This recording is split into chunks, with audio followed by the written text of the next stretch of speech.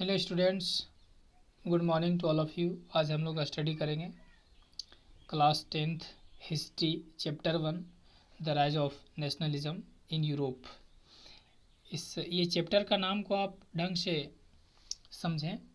अगर आपने इस कंटेंट को ढंग से डील कर लिया, समझ लिया, तो समझिए कि इस चैप्टर का ब्रीफ कंसेप्ट आपके पास आ गया। तो आइए करके हम लोग बात करते हैं द राइज, दैट मीन्स उदय होना, ईजाद होना, स्टार्टअप होना। किस चीज़ का? नेशनलिज्म का। Nationalism, what is nationalism? मैं आपको नेशनलिज्म को समझाता हूँ। नेशनलिज्म दैट मीन्स राष्ट्रवाद, वह व्यक्ति जिनके दिलो दिमाग में नेशन फर्स्ट की भावना है, देश को फर्स्ट प्रायोरिटी देता है।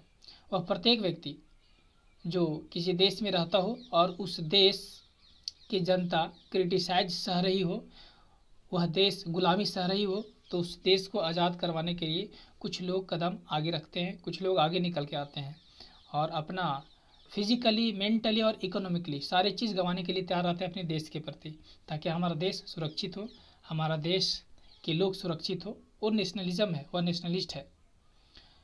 मैं आपको इसका बेस्ट एग्जांपल अभी बताता हूँ। अभी हमारा देश के साथ साथ पूरे वर्ल्ड वाइड एपिडेमिक से जूझ रही है। इस एपिडेमिक से बचने के लिए गरीब लोगों की सहायता के लिए एक मोदी केयर फंड स्टार्टअप किया गया था, जिनमें से प्रत्येक व्यक्ति अपनी इच्छा अनुसार कुछ पैसा उसमें डोनेट कर सकता है। मैं अगर आपसे पूछूं कि क्या आप नेशनलिज्म है, क्या आप नेशनलिस्ट है, आपने डोनेट किया, अगर आपने 5 रुपये भी डोनेट किए होंगे तो आप नेशनलिज्म है।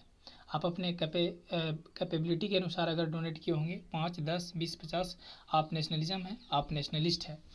इनमें से कई लोग जो बड़े स्टार हैं, बड़े बड़े स्टार हैं, जो हीरो हीरोइन हैं, और ढेर सारे लोग, एक आम जनता भी मोदी केयर फंड्स में पैसा दिया है, वो सारे के सारे नेशनलिज्म है, वो सारे के सारे नेशनलिस्ट है, क्योंकि अपने देश को फर्स्ट प्रायोरिटी में रखना चाहता है, अपने देश की जनता से प्यार करते हैं।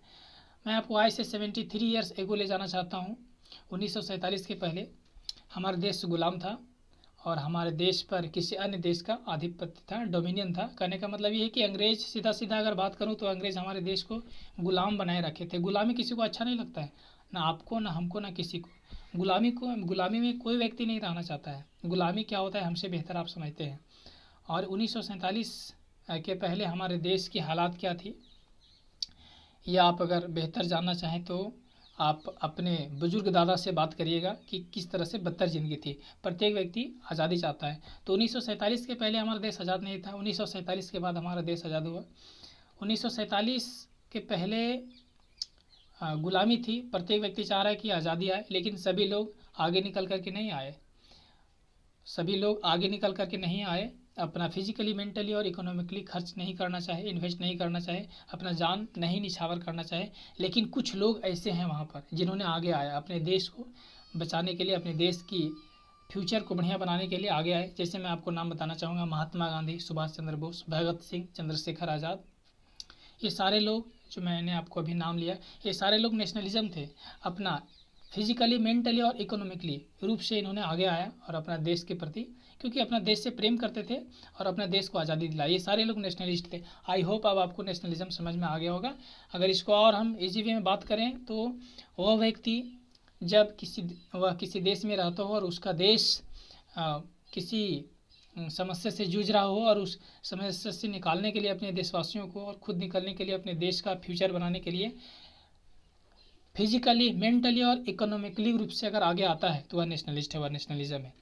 ठीक उसी प्रकार यहाँ पर नेशनलिज्म का स्टार्टअप होता है कहाँ पर? यूरोप में। यूरोप क्या एक कंटिनेंट है, जैसा कि आप जानते हैं कि पूरे वर्ल्ड वाइड को 7 कंटिनेंट में डिवाइड किया गया है, उनमें से एक यूरोप भी है। तो वहाँ पर नेशनलिज्म स्टार्टअप होता है। पूरे कहा जाए तो यूरोप जो कंटिनेंट है, इनमें से कई कंट्रीज़ हैं। सभी कंट्रीज़ में कहीं ना कहीं, जिस प्रकार हमारे इंडिया में 1947 के पहले जिस प्रकार स्लेवरी थी, लगभग उसी प्रकार पूरे यूरोप के देशों में भी स्लेवरी थी। तो वहाँ के लोगों को भी तो आज़ादी चाहिए होगी। तो वहाँ के लोगों की जब आज़ादी चाहिए तो वहाँ के उन यूरोप के सभी कंट्रीज़ के लोगों को आज़ादी चाहिए, तो वहाँ के कुछ लोग आगे आए होंगे, वो नेशनलिज्म होंगे। जिस प्रकार हमारे देश में महात्मा गांधी आगे आए, उसी प्रकार यूरोप के सारे कंट्रीज़ में कुछ लोग होंगे जो आगे आए। तो इस प्रकार से कहा जाए तो पूरे यूरोप में किस प्रकार नेशनलिज्म आगे आया, किस प्रकार नेशनलिज्म का ईजाद हुआ, स्टार्टअप हुआ, राइज हुआ, इसके बारे में आज हम लोग पढ़ेंगे। आइए मैं आपको थोड़ा सा यूरोप का मैप बताना चाहूँगा।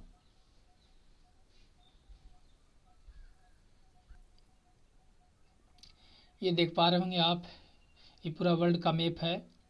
पूरे वर्ल्ड को 7 कंटिनेंट में रखा गया है।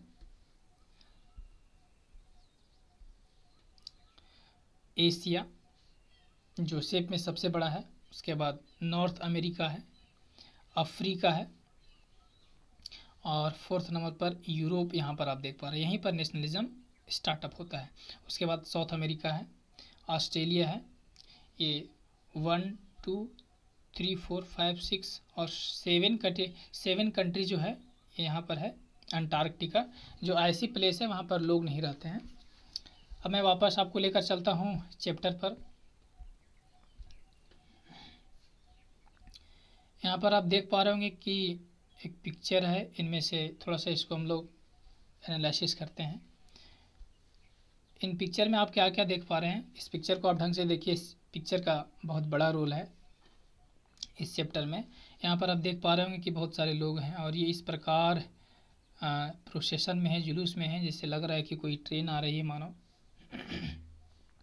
ऊपर में क्राइस्ट हैं, सेंट्स हैं और फरिश्ते हैं, दैट मीन्स गॉड हैं।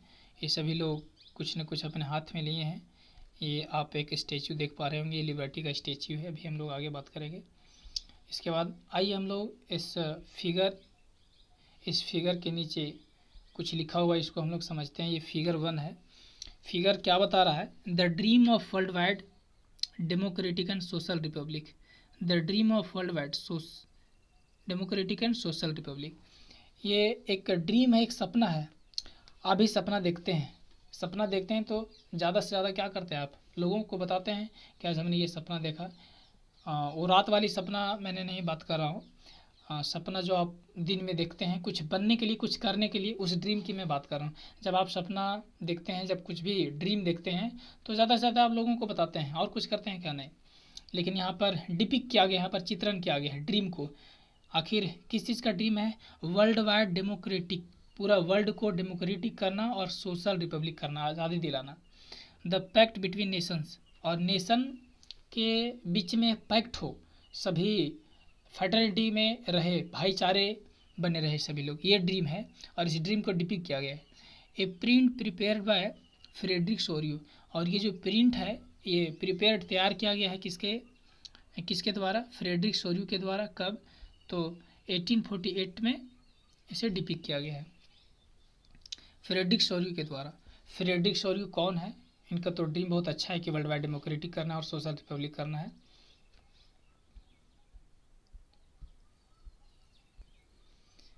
तो देखते हैं, इनका ड्रीम तो बहुत बढ़िया है कि वर्ल्ड वाइड डेमोक्रेटिक करना चाहता है। थोड़ा सा हम लोग फ्रेडरिक सोरियो के बारे में जानते हैं।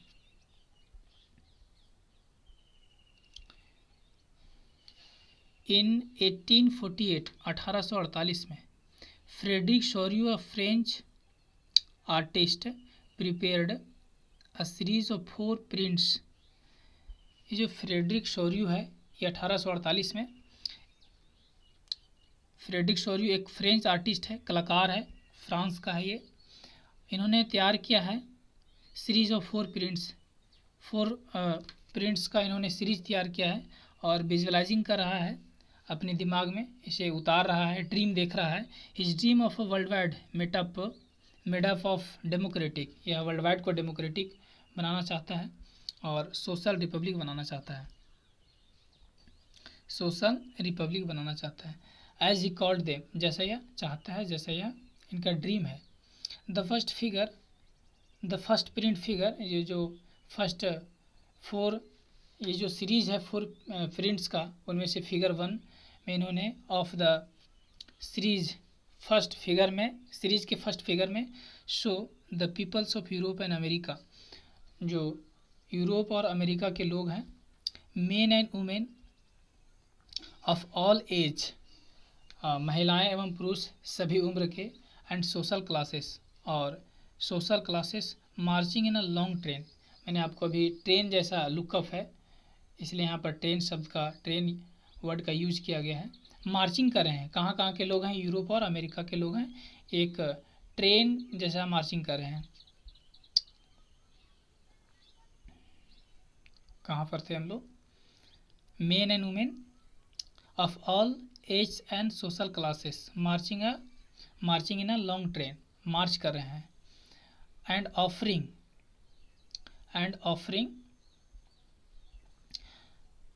Homage to the Statue of Liberty, और ये एक दूसरे को ऑफर कर रहे हैं होमेज दैट मीन्स आप कह सकते हैं श्रद्धा, of the Statue of the Liberty, to the Statue of the liberty.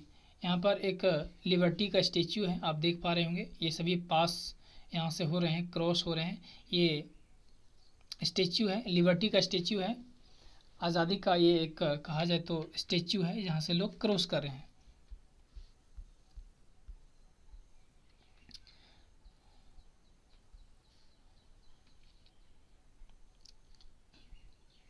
Statue of liberty as they pass by it, यहाँ से लोग क्रॉस कर रहे हैं।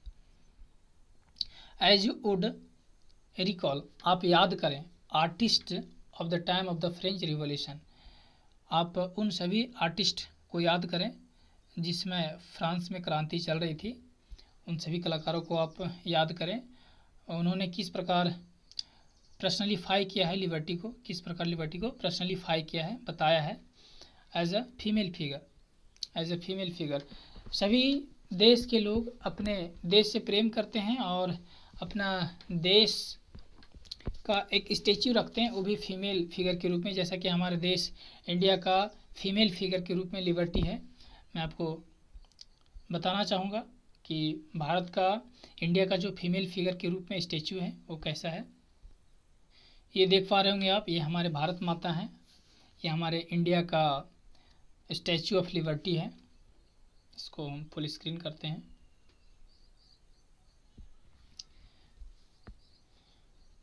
इस प्रकार लगभग सभी देशों का स्टैचू ऑफ लिबर्टी होता है।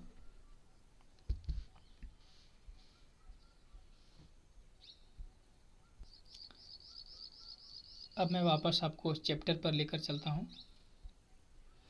तो यहाँ पर भी एक फीमेल फिगर के रूप में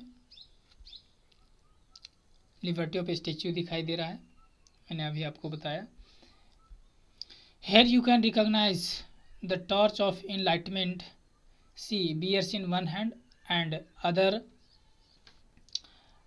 the charter of the rights of man in the other hand. यहाँ पर आप देखेंगे कि ये जो स्टैच्यू ऑफ लिबर्टी है, इनके हाथ में एक ह्यूमन राइट्स है, ह्यूमन राइट्स का प्रपत्र है इनके हाथ में, और एक हाथ में इनका इनलाइटमेंट है, दैट मीन्स मार्गदर्शन का प्रपत्र है, जहाँ पर लोग सीखते हैं, कुछ अपने ज्ञान का उदय करते हैं। आप कह लें सीधा बात। तो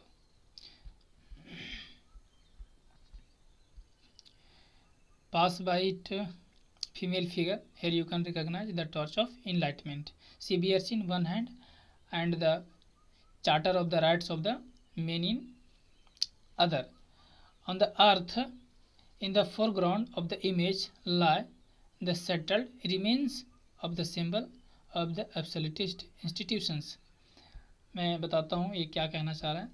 ये जो आप देख पा रहे हैं यहाँ पर फोरग्राउंड में, यहाँ पर कुछ अवशेष पड़े हैं, कुछ रिमेन्स पड़े हैं, और ये क्या है, तो ये अबोलिश है। किसका अबोलिश है, किसका, ये समाप्ति है। तो ये समाप्ति आपका एब्सोल्यूटिस्ट इंस्टीट्यूशंस का। कहने का अर्थ ये है कि जिस देश में राजा रजवाड़े राज करते हैं, जहाँ पर विधि व्यवस्था ठीक नहीं है, लोगों को इक्वालिटी प्राप्त नहीं होता, जहाँ के लोग गुलाम हैं, तो गरीब लोग पर अवश्य ही सताया जाता है, क्रिटिसाइज किया जाता है। तो ये सारे लोग क्या कर रहे हैं कि ये एबोलिश कर रहे हैं, समाप्त कर रहे हैं, और सभी राजाओं के मुकुट वगैरह यहाँ पर पड़े हैं, इन सभी को सेटल्ड किया हुआ है, बिखेरा पड़ा है, तोड़ फोड़ के ये लोग आज़ादी की तरफ बढ़ रहे हैं। इनका ये कहने का अर्थ है। यहाँ पर दो वर्ड है, मैं आपको अवश्य इसको समझाना चाहूँगा।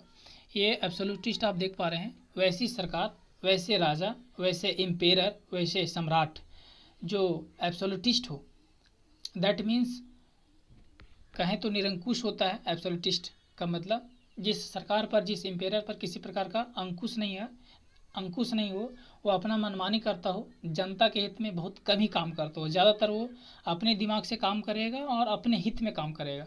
जब मर्जी तब लोगों को पनिश करवा देगा, पनिशमेंट दे देगा, और एक भी काम नहीं करना, उल्टा पल्टा काम करना। तो कह सकते हैं कि ऐसी सरकार, ऐसे एम्पेयर को एब्सोल्यूटिस्ट कह सकते हैं। ये 9 क्लास में भी मैंने डिफाइन किया है। और उसके बाद एक और वर्ड्स है यूटोपियन। यूटोपियन को मैं आपको डिफाइन करता हूँ। यूटोपियन का मतलब ये होता है कि एक ऐसा ड्रीम जो कभी रियल नहीं हो सकता, जो कभी रियलिटी पर नहीं पहुँच सकता। अगर मैं अगर बात करूँ आपको, तो आप एक ऐसा ड्रीम सोचिए जो आप कभी फुलफिल कर ही नहीं पाए, तो क्या होगा? वो यूटोपियन विजन है। इसी विजन को, इसी दृष्टि को हम यूटोपियन विजन कह सकते हैं। तो फ्रेडरिक सोरियो ने एक ऐसा विजन, एक ऐसा ड्रीम देख रहा है जो कभी सच होना मुश्किल है। हालांकि आज सच हुआ है, लेकिन उतना भी आदर्श नहीं, उतना भी आइडियल नहीं है जितना इन्होंने देखा है। आइए अकॉर्डिंग टू बुक हम लोग बात करेंगे एब्सोल्यूटिस्ट का और यूटोपियन का। आप यहाँ पर देख पा रहे होंगे। और एब्सोल्यूटिस्ट लिटरली आमतौर पर ए गवर्नमेंट और system of rule that has no restraint. एक ऐसा सरकार, एक ऐसा सिस्टम जो रूल कर रहा है, उसमें कोई रिस्ट्रेन नहीं है, किसी तरह का कोई रुकावट नहीं, वह अपने मनमानी करता है। ऑन द पावर एक्सरसाइज, और पावर को एक्सरसाइज करता है। In history the term refer to as a torch of monarchical government that was centralised, militarised and repressive. तो मैंने आपको बताया ये एब्सोल्यूटिस्ट का डेफिनेशन है। अब हम लोग बात करेंगे थोड़ा यूटोपियन का। तो utopian a vision of a society, society का एक ऐसा vision that is so ideal, जो बिल्कुल आइडियल हो, आदर्श हो, that it is unlikely to actually exist, जो कभी सच हो ही नहीं सकता है। सच हो भी सकता है तो उतना आदर्श नहीं, उतना आइडियल नहीं जितना लोग सोच लेते हैं। तो ये आपका यूटोपियन विजन हो गया। अब हम लोग बात करेंगे इन सोरियस यूटोपियन। जो सोरियस का यूटोपियन है, जो ड्रीम है, वह कभी आदर्श के रूप में नहीं आ पाता है। जैसा वे चाहते हैं वैसा नहीं हो पाता है। हालांकि होता है, लेकिन बहुत कम ही होता है। द पीपल यूटोपियन, मैं आपको एक बार फिर से बता देता हूँ।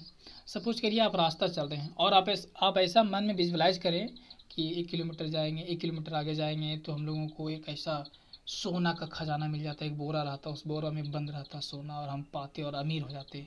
कुछ लोग रास्ते चलते वक्त सोचते हैं। तो वो जो विज़न है, वो जो ड्रीम है, वो जो विजुअलाइजिंग कर रहे हैं अपने मन में, कहीं ना कहीं वो यूटोपियन है, जो कभी सच होने वाला नहीं है। अब आपको आई होप समझ में आ गया होगा utopian. The peoples of world are grouped as distinct nation.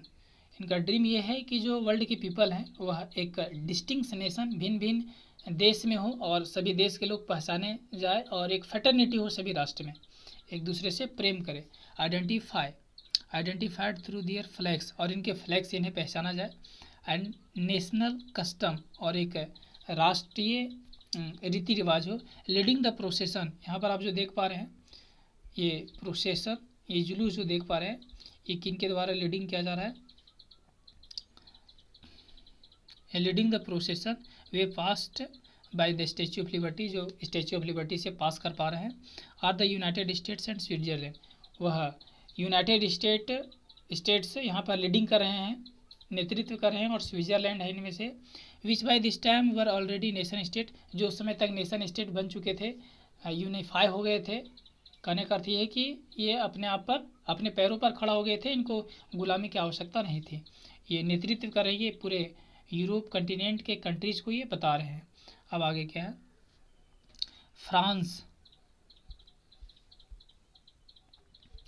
France identifiable by the revolutionary tree colour just has reached the statue.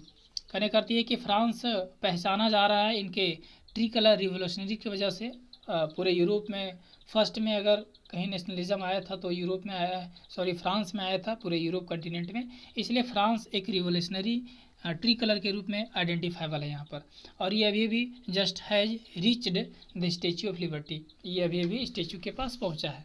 C is followed by the people, she is followed by the peoples of Germany, और इसके पीछे Germany है, bearing the black red and gold flag, जो red gold flag ले रखे हैं।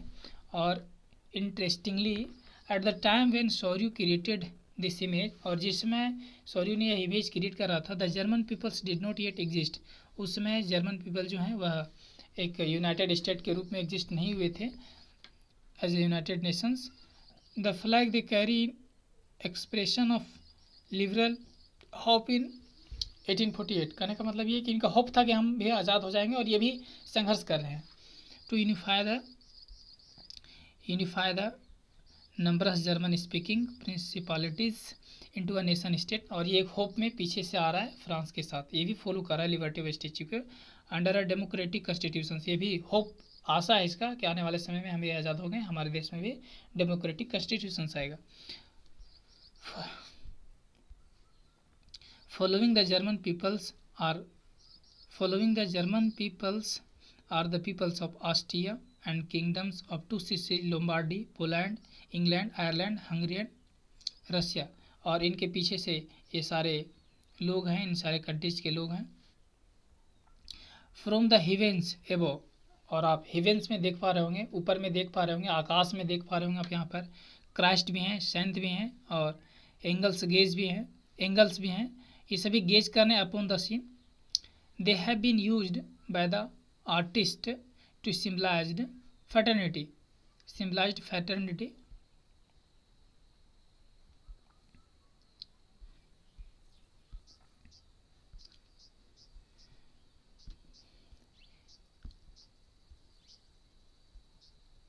यहाँ पर जो शौर्य है यहाँ पर डिपिक किया है, ऊपर में क्राइस्ट दे दिया है, सेंट्स है ऊपर में और एंगल्स है, गेज कर रहे हैं ये लोग अपॉन द सीन।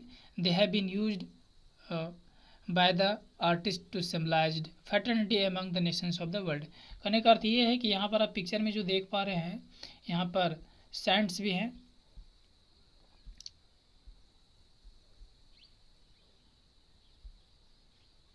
यहाँ पर क्राइस्ट भी हैं, संत भी हैं और फरिश्ते भी हैं, और ये सभी ऊपर से देख रहे हैं। ये फ्रेडरिक शौर्य ने इस्तेमाल किया है क्योंकि इनका कहने का अर्थ ये है कि पूरा वर्ल्ड वाइड डेमोक्रेटिक होगा और सारे जो वर्ल्ड के धर्म हैं ये सभी भाईचारे से रहेंगे, इसका कहने का अर्थ ये है, और इसलिए इन्होंने इनको डिपिक्ट किया है यहाँ पर।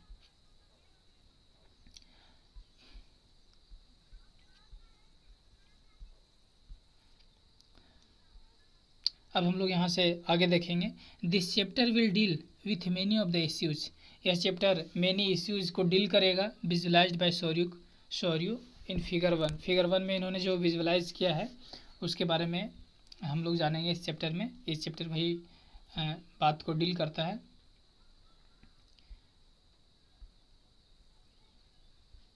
ड्यूरिंग द 19th सेंचुरी के दौरान nationalism emerged as a force which brought about sweeping change. 19वीं सदी में ये जो नेशनलिज्म है ये काफ़ी उभर कर आया और ये इमर्ज्ड हो गया फोर्स के रूप में। एक देश में जब नेशनलिज्म आती है तो वह लगभग सभी देशों को अवगत करवा देता है और सभी देश में नेशनलिज्म आ जाता है। इस प्रकार नेशनलिज्म इमर्ज्ड हुआ। स्वीपिंग चेंज, एक भीषण चेंज हुआ है, कहने का अर्थ है कि ज़मीनी स्तर से ऊपर चेंज हुआ है। नेशनलिज्म आने की वजह से सारे देश में पॉलिटिकली और मेंटल वर्ल्ड ऑफ यूरोप, मतलब यूरोप के ऑल कंट्रीज में पॉलिटिकल और मेंटली चेंज हुआ है। The end result of this change was the emergence of the nation state, और इसका रिजल्ट रहा कि सभी कंट्री लगभग नेशन स्टेट की ओर अग्रसर हैं और ये बढ़ रहे हैं।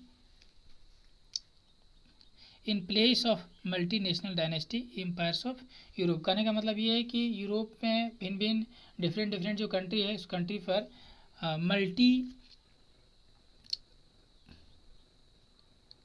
मल्टी नेशनल डायनेस्टिक हुआ करता था। जैसे सपोज करिए एक रीजन है, इस रीजन पर आज किसी अन्य देश का अधिकार हो गया, कल कोई और कंट्रीज आए तो इसको हटा करके अपना आधिपत्य कर लिया। इस तरह कहने का मतलब ये है कि मल्टी डायनेस्टी था और राजा राज कर रहे हैं, उनका पूरा वंश आ रहा है। इस प्रकार कह सकते हैं कि मल्टी डायनेस्टी था। और इस मल्टी नेशनल डायनेस्टिक से लोग जो हैं ऊपर आ रहे थे, निकल रहे थे। The concept and practice of modern state, और ये जो मॉडर्न स्टेट का कंसेप्ट और प्रैक्टिस था, in which centralised power exercise sovereign control over clearly defined territory. कहने का अर्थ ये है कि जो मोनार्क हुआ करते थे वो एक सीमित दायरे में अपना रूल क्या करते थे, अब उनको हटा करके यहाँ पर अब धीरे धीरे नेशनलिज्म आ रहा है। Had been developing over a long period of time in Europe, जो एक लॉन्ग पीरियड से ये कन्फ्लिक्ट चल रहा था और प्रयास चल रहा था नेशनलिज्म डेवलप करने का।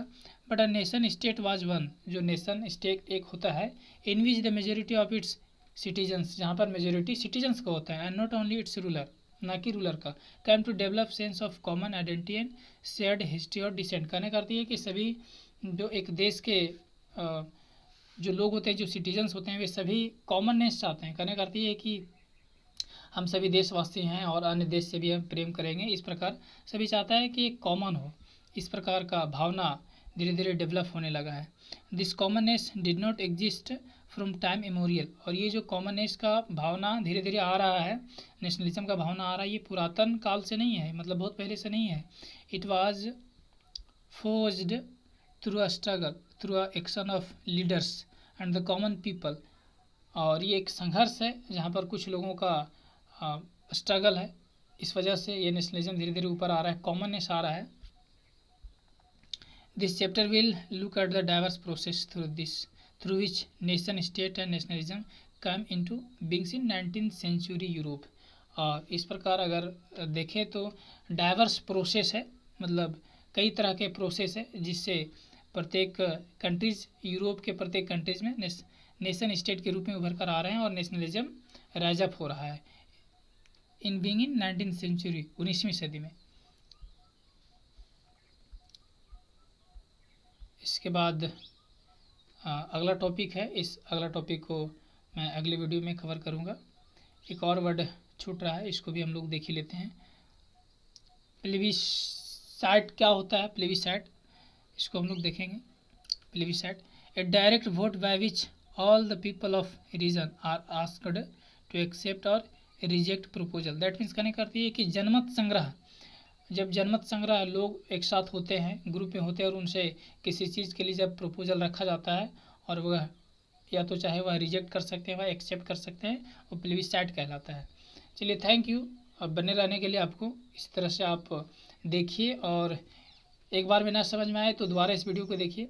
चलिए, ये पार्ट 1 है, अब इसके बाद मैं पार्ट 2 लाऊंगा और इस तरह से पूरा चैप्टर को कवर करूँगा। आई होप आपको कंप्लीट समझ में आया होगा। Thank you.